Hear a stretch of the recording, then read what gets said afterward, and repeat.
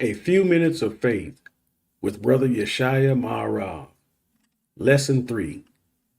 Today's lesson comes from the book of HABAKKUK, chapter 2, verses 1 through 4, and it reads, I will take my stand at my watchpost and station myself on the tower and look out to see what he will say to me and what I will answer concerning my complaint.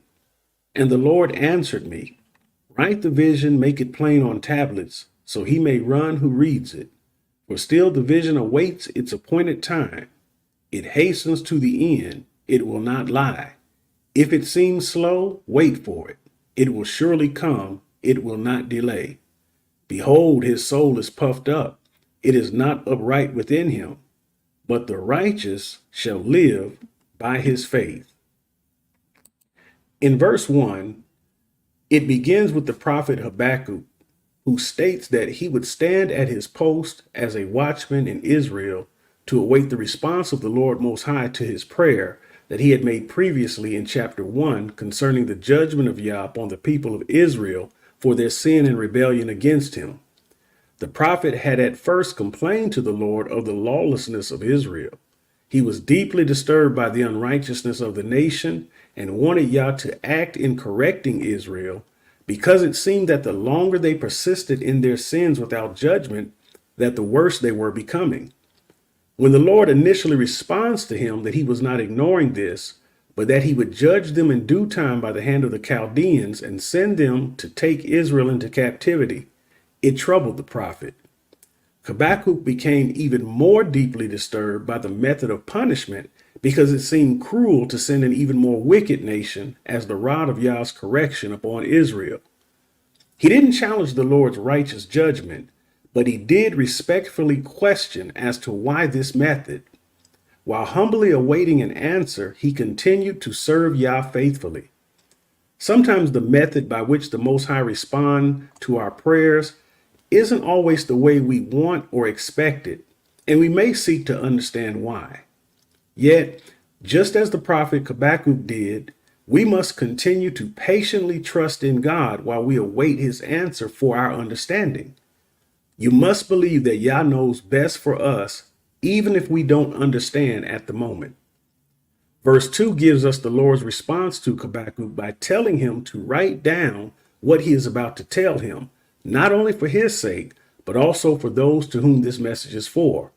He tells the prophet to make it plain for easy understanding, so that those who read and heed the message may run with it or pass it on to others, because it is of utmost importance.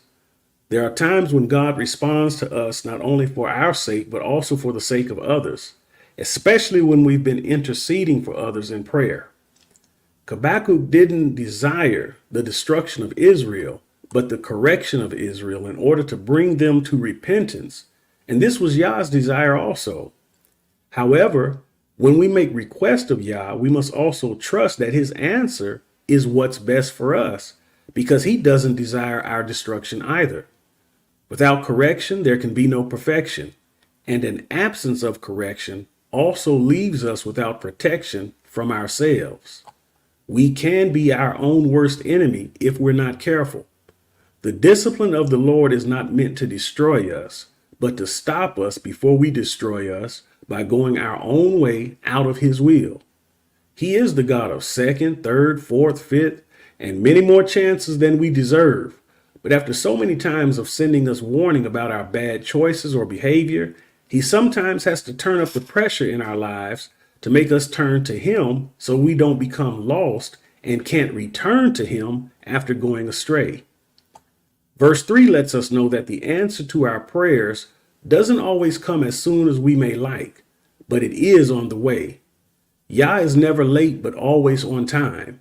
Delayed does not mean denied, but what seems like a delay is Yah giving us a space of grace to be prepared for the answer so that we may run on with it by faith in him to bring what we've asked to pass. Patience is more than just a virtue, but it is a necessity in our walk of faith. Verse 4 begins with admonishing us about our own self-righteousness and ungodly pride that can hinder us from learning the lesson we are being taught so we don't miss it and continue making the same mistakes all over again.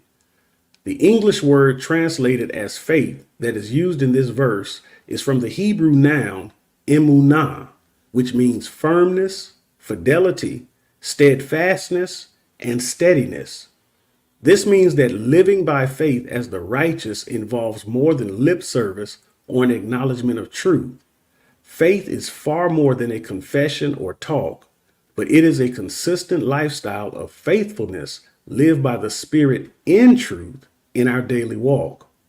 Let us walk it like we talk it and trust Yah to help us do so. This has been a few minutes of faith with Yeshaya Marav. Until the next time, beloved, Shalom.